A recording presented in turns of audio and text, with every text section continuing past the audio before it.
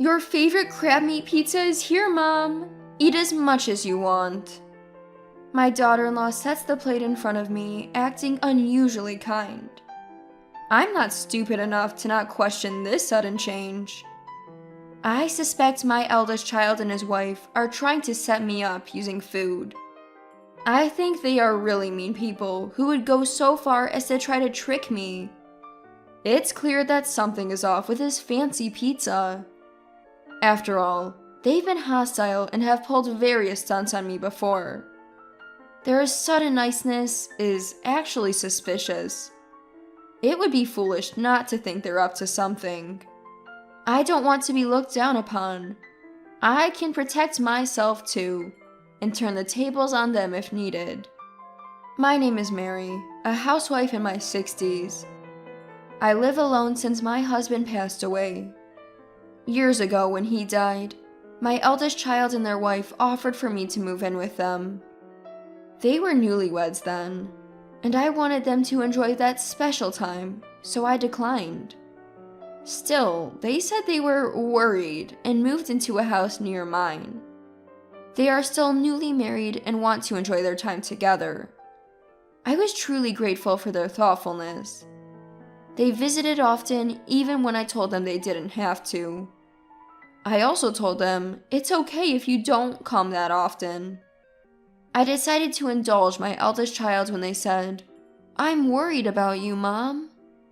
My daughter-in-law, too, would come over when my eldest was busy, saying, "I want to get along with you." I was proud of my child for finding such a good wife. But at that time, I was clueless. I didn't know why they were being so kind to me or what they were really thinking.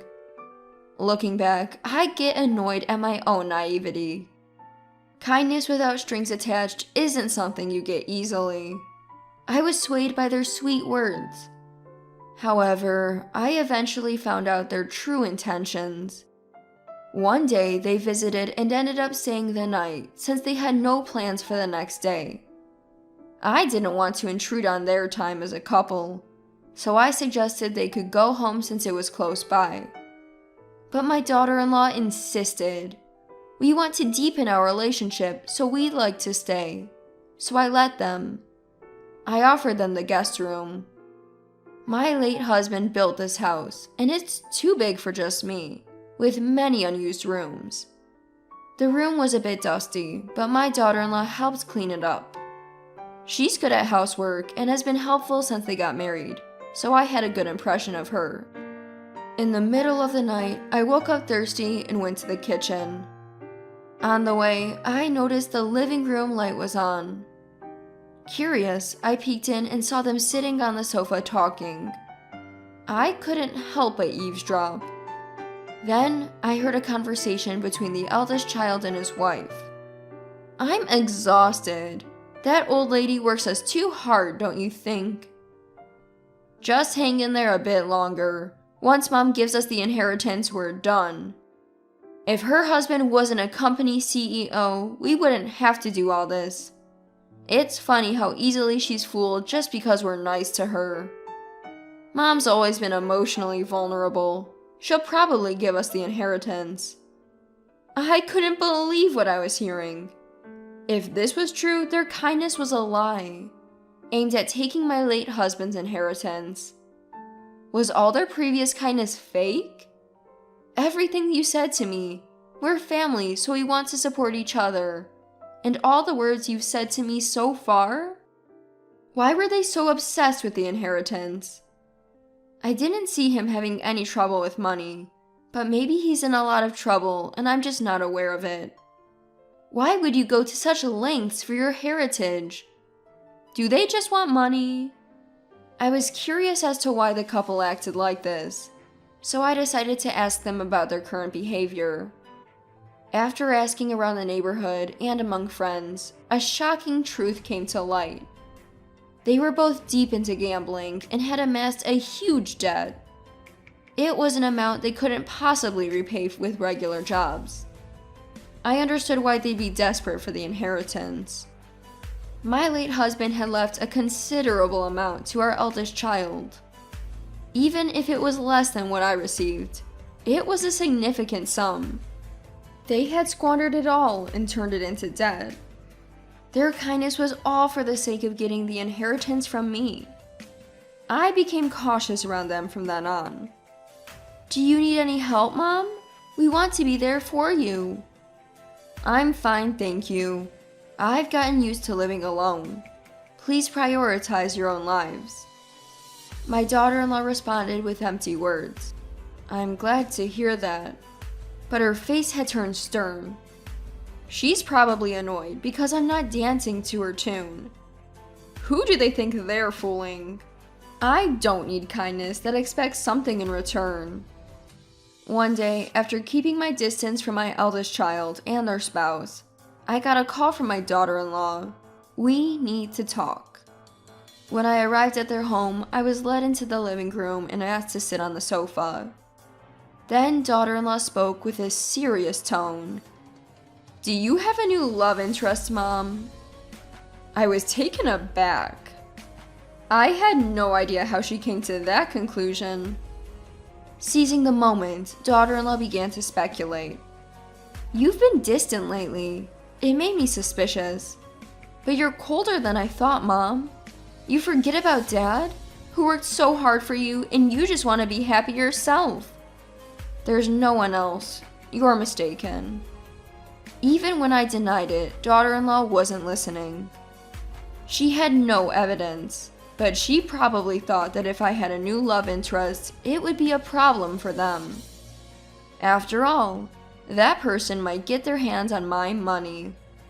Mom, you should really reconsider dating at your age. Have you thought about your position? Why would you say something so cruel? I don't mean to be cruel, I'm just worried about you, Mom. What if this person is deceiving you? You'd be the one getting hurt, and I can't stand that. I saw right through her. She was just trying to protect her inheritance. But daughter-in-law, wanting to play the caring daughter-in-law, never showed her true colors. That's fine for now. The true nature of the eldest child couple must be seen at the right time.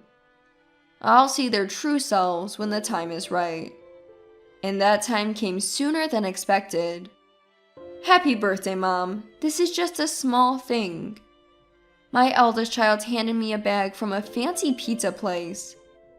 Inside were various pizzas, including my favorite, loaded with crab meat. Thank you. Let me just plate these up. No, you're the star today, Mom. Sit down. I'll do it. Saying that, daughter-in-law took the bag and disappeared into the kitchen. My eldest child followed her to help. They might be pretending to celebrate my birthday, but I knew something was up. What could it be? As I pondered, they returned with plates. In front of me was a plate loaded with crab meat pizza. Here's your favorite crab meat pizza, Mom. Eat up.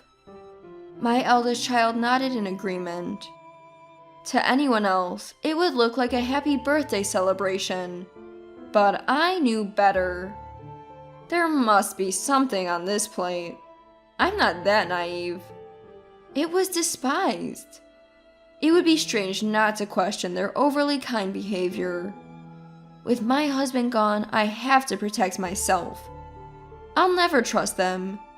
They'll regret making a fool out of me. Regret it deeply.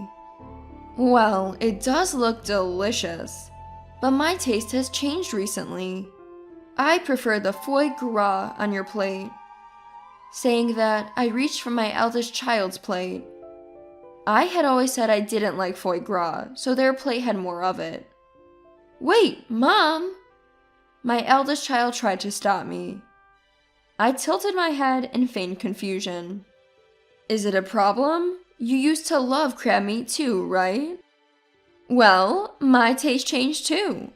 I've started to like foie gras. Is that so? Then let's not be biased and share both. At my words, my eldest child's face turned pale in an instant. The crab meat pizza, which I had always said I loved, was only on my plate. Clearly, they had planned to set me up by tampering with my favorite pizza. My eldest child's reluctance to eat it was proof enough. But it looks so delicious. Why don't you try a piece? Saying that, I grabbed a slice of the crab meat pizza and brought it to my eldest child's mouth. With no way out, they took a bite as if bracing for impact. Daughter-in-law looked at my eldest child with concern. That's how pale their face had turned. "Oh, you look a bit green. Maybe it didn't taste good?" "Mom, considering how my husband is feeling, maybe the pizza isn't good." "I'm sorry, but let's call it a day, and I'll prepare something new." Daughter-in-law sounded panicked. She must have thought it was impossible to continue the meal. "But your son doesn't look well. Stay the night. It's not safe for you to go home." "No, we'll leave." "Don't be shy. You've been so good to me." Daughter-in-law tried to make excuses, saying, "But," and, "well." It was clear she wanted to leave. I've always thought that for a couple trying to deceive people, they're terrible liars. They panic when something unexpected happens. As I watched my eldest child, something strange began to happen after a few minutes. With a loud thud, they collapsed. I approached and found them snoring. It was clear they had been drugged with a sleeping pill. "Oh, fell asleep, did you? Must have been tired." As I tilted my head, daughter-in-law shouted, "Oh, enough! Why won't things go as planned? We talked about how important today was. Wake up now." Saying that, daughter-in-law slapped my eldest child's cheek. Still, they showed no signs of waking. I was stunned, witnessing the moment their true selves were revealed. Ignoring me, daughter-in-law began to spill the beans.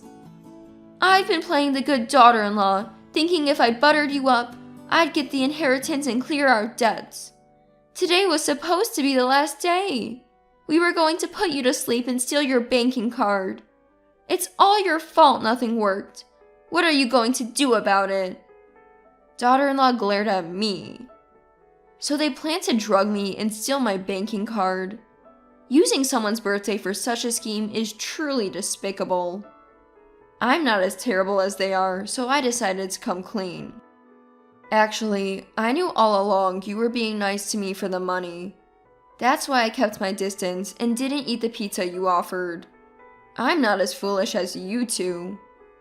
At my words, daughter-in-law looked shocked. Apparently, she genuinely believed I was in the dark about their plans.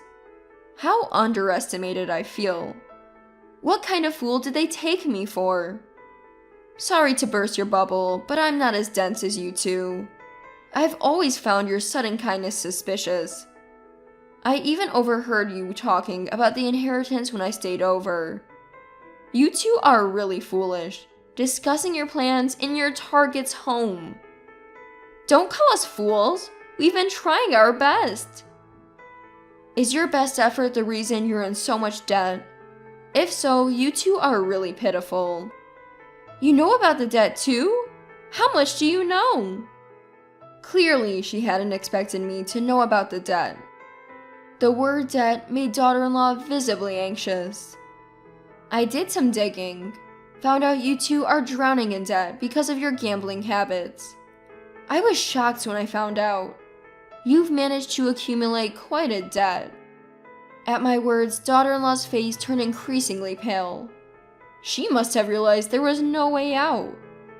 Mom, I'm really sorry. Please forgive us. We can't make it without money. Please lend us some. We'll pay you back. Saying this, daughter-in-law deeply apologized on the spot. Her demeanor had lost its previous confidence, clearly showing she was at her limit. Even in this situation, she was still asking for money. I was shocked to realize that, to her, I was just a convenient source of financial support.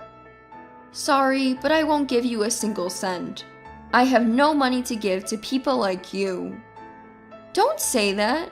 There's the inheritance from your late husband, right? You have money. Please help us. No, I can't trust people like you to pay me back. Take responsibility for your own actions. Daughter-in-law looked downcast at my words, but she seemed to understand my resolve and didn't ask for money again. After that, my interactions with my eldest son and daughter-in-law dwindled. They stopped coming to my house and barely even contacted me.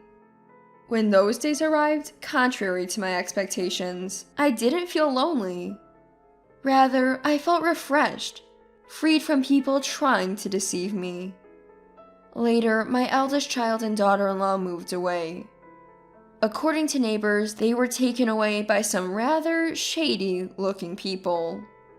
Probably they couldn't pay off their debt and were taken to a distant state. They might be in a terrifying situation there. They might be suffering so much they want to run away. But that's none of my business anymore. We're unrelated now. I reported the end of this turbulent chapter to my late husband's photo. It seems like his expression in the photo was one of relief. My only family is my late husband. The only person who truly stood by me and supported me was him. Life is short, but I want to live it strongly, cherishing the memories I made with my husband.